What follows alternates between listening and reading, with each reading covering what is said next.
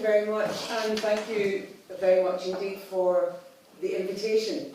I have to say, I've said it to a couple of folks earlier, this is without doubt the nicest looking meeting I've been in for, and that includes all of you clearly, for 2 years. It is absolutely lovely, and you three ladies there have certainly picked the good seats. We're counting those cakes. It's really good to be here. I'm pleased that it is an open meeting. There's a couple of you chaps looking a bit nervous, don't be. All's well, and all questions are welcome. I'm not going to talk for very long, because I think that at this time in the independence debate, we're almost 2 weeks away from going to the polling stations and making our decision. But really at this point, it's more about the questions that you have, or the questions that folk are asking you that you have, and whether or not we can give you some answers to those. And I'll make you one promise tonight. And the promise is this, that if we don't know the answer, we're not going to make it up. We will find the answer for you, and we'll make sure that Gail has it, and then she can pass it on. Because the campaign for independence from all the groups that are involved in the Yes campaign is a campaign that is primarily not made up of politicians, and primarily not made up of people in political parties. I'm not a member of a political party, and many, many, many of the women involved in Women for Independence, as Jill has said, are not involved in political parties, have not done this kind of thing before. That applies to Business for Scotland, to National Collective, to Radical Independence, to Academics for Yes, NHS for Yes. The list is really quite endless of all the groups that have come together. And the thing that is most interesting about all of that is the energy and the creativity and the ideas that that has sprung. So no matter what happens on September the 18th, and I of course hope that as a country we will vote for independence, but no matter what happens, we are not the same country on September the 19th as we were 2 years ago. Kevin Bridges, I don't know if you know him, he's a comedian from Clydebank. I saw a wee clip, and he said that after September the 18th, the entire adult population of Scotland should sit their higher modern studies again. Wait and see, I think that's probably true. I think we probably do economics as well. So what I want to do fairly quickly is talk to you about why I support independence, because I've not always been in that position. I was born and raised in Ayr, the daughter of a family that my dad was a panel beater, my mum was a nurse, and I guess we were probably a fairly traditional Labour Party supporting family. Not members of the political party, but a family that was primarily working class, believed that the Labour Party was a party that represented their views and their values, and those views and values were kind of shaped by my mum and dad, both of whom had been involved in the Second World War, and in common with very many of the men and women who returned from that war, vowed, if you like, that they would return and build a country different from the one that they had left, a country different from that they'd seen and lived through in the 1930s and 20s. A country where, if you like, there would be a kind of contract between the people of that country and whatever government it elected to represent it. A contract that went roughly along the lines of, we will work hard, we'll get jobs, we'll work hard, we'll pay our taxes, we'll look after our families, we'll raise them to be law-abiding and contributing citizens, we'll look out for each other, and in return, we expect from you as a government 2 things in particular. We expect you to create a welfare system that supports those less able to look after themselves and their families when they need that support. And we expect you to create a national health service that will be free at the point where people need it, without recourse to whether or not they can afford it. So a free education system and a free national health service. A free education system because every young person and child has the right to develop their talents and abilities based on their capacity and not their pocket. And every person has the right to healthcare based on their clinical need, not on their ability to pay. And that contract, if you like, shaped the family that I grew up in. So I left home, I trained to be a nurse, I did various other things, eventually I got a degree, and I ended up, as Jill said, in what has to be a uniquely privileged position, and that is to be a political advisor to one of Scotland's First Ministers. And it was in that time in government that I began to think about whether independence wasn't something to think about, if you follow me. I'd never opposed it, but I'd never really thought it was something that we needed. And I'll give you a couple of reasons why I began to change my mind about independence. Because in that Scottish Government, in that Parliament, which I'd argued for and believed in, I began to see that not only could a government that more directly reflected how people in Scotland had voted, not only could that government, for all its faults, begin to make decisions closer to the grain of what people in Scotland wanted, but I could also see how, in the absence of a complete set of powers, it was doing so with one arm tied behind its back. An example would be education. We could have the best curriculum that any one of us could devise. We could have the smallest class sizes, the best school buildings, the most dedicated and committed of teachers. But if we have one child going into one of those resourced, equipped, full of talent schools, and that child is hungry because their parents can't afford to feed them, then that child is not going to get everything out of that education that he or she has the ability to get. If that child goes into that school upset because parents are arguing and there's trouble at home because somebody in Westminster has decided that Granny lives in a house with one bedroom too many, that could be the house she brought her family up in, then that child isn't going to get the maximum benefit out of that school education. And why would that situation exist? It would exist because successively, since the late 1950s, the UK governments of every political stripe have dismantled that contract that I started out telling you about. That informal but very real contract between the people of the United Kingdom and the governments at Westminster. And most recently, we have seen it dismantled even further. And so for me, the first argument in support of independence is a democratic argument. And it's not about being in the huff, because successively, the governments that are elected at Westminster do not represent the majority of the votes that people in Scotland cast. It's not some abstract philosophical argument about democracy. It's practical and very real. Because when that government at Westminster makes those kinds of decisions that produce millions of pounds of cuts to welfare spend, then that affects the lives of everyone in Scotland every single day.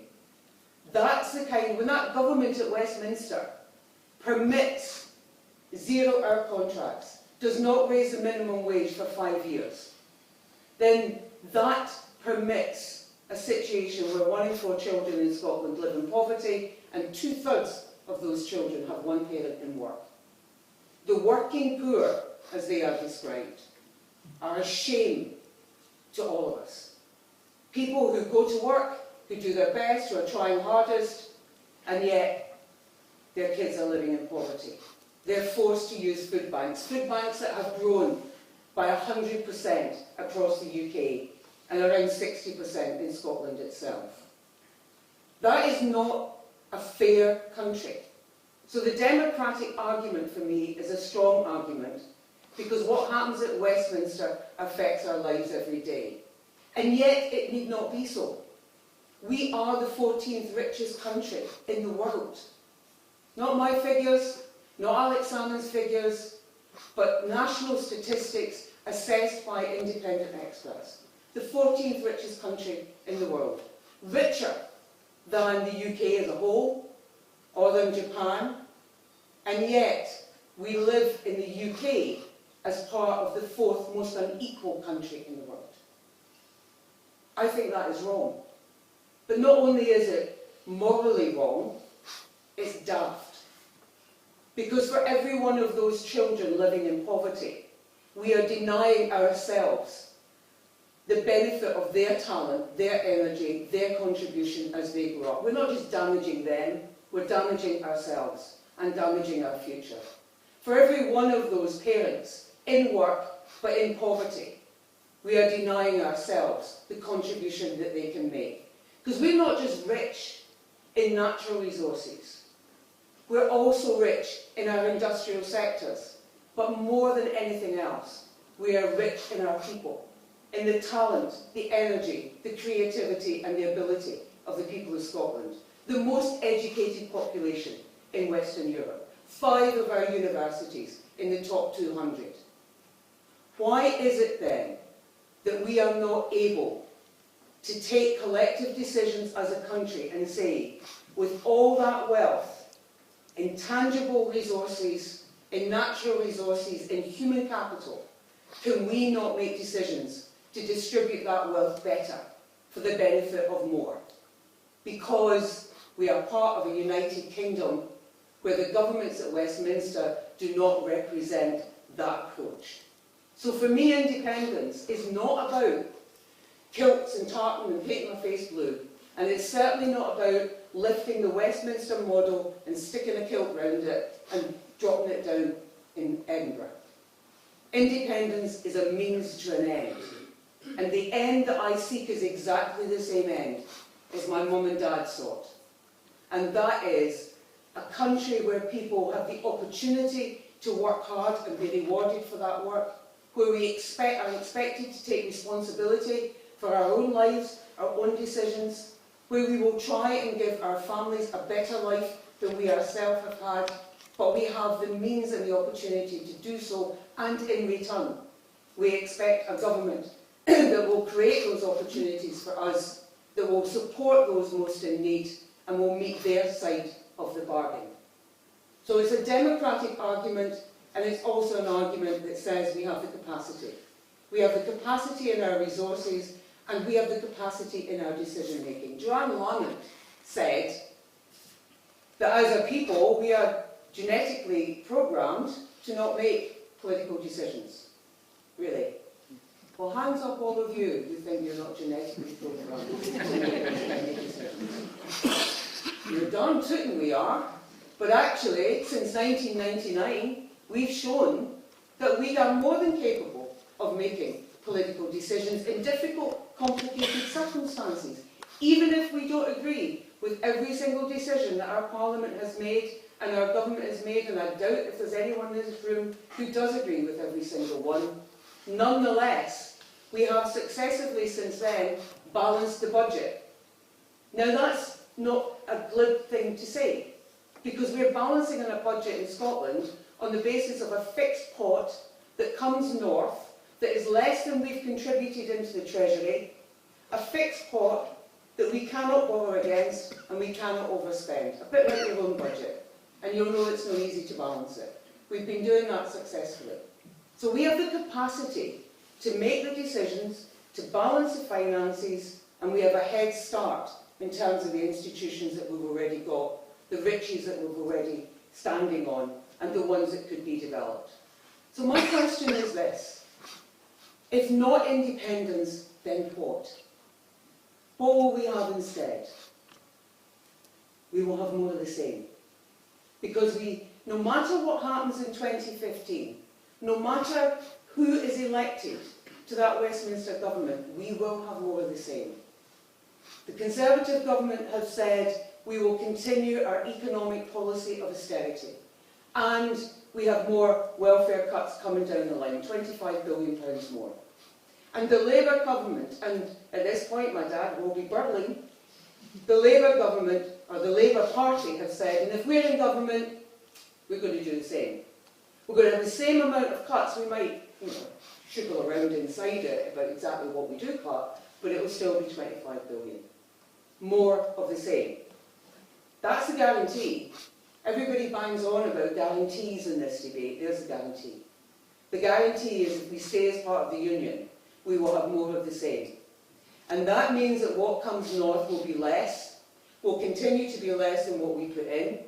That means that we'll see food banks become the growth industry that it currently are. That means that, according to Child Poverty Action Group, we will move from 1 in 4 children to 1 in 3 children living in poverty, and that 30,000 of our young people who currently leave our shores every year looking for work will continue to look for work, to do so to look for work. There are no guarantees with independence. There is no guarantee that the sun will shine every day, it will stop raining in Glasgow. If only there was, I tell you, we would have cracked it by now. There's no guarantees, except the guarantee that we have confidence in ourselves and in our track record. That we get to choose how we want our resources to be used. That we get to set our priorities. And with the electoral system that we have for our Scottish Parliament, we will get a government that is closer to how we have cast our votes than we currently do in a Westminster system, the way that elections are done there. Those are the guarantees. This is an independence referendum that centres on choice. Choices that each and every one of us have to make. It is not about Alex Salmond. It is not about Alistair Darling. They are not on the ballot paper. We will choose who we want to govern us in 2016 when we vote for that first government in an independent Scotland. The choice now is, do we want to do that? Or do we want to say that we will continue to settle for what we currently have, knowing that there is worse coming down the track? People say to me, it's no easy, Jeane, who do you trust? Who do you trust? My answer to that, I trust you. I trust you. And people like you in village halls and town halls, at street stalls, up and down this country for the last 2 years, who've come into rooms like this and debated and thought and discussed and researched and argued about what we could be like if we were an independent Scotland, and should we do that. That energy, that ability, that talent is what I trust. I want us to trust ourselves and know that we can be independent. The finances stack up, the resources stack up, the capacity stacks up, and it's time now for us to stand up, take responsibility, trust each other, and vote yes.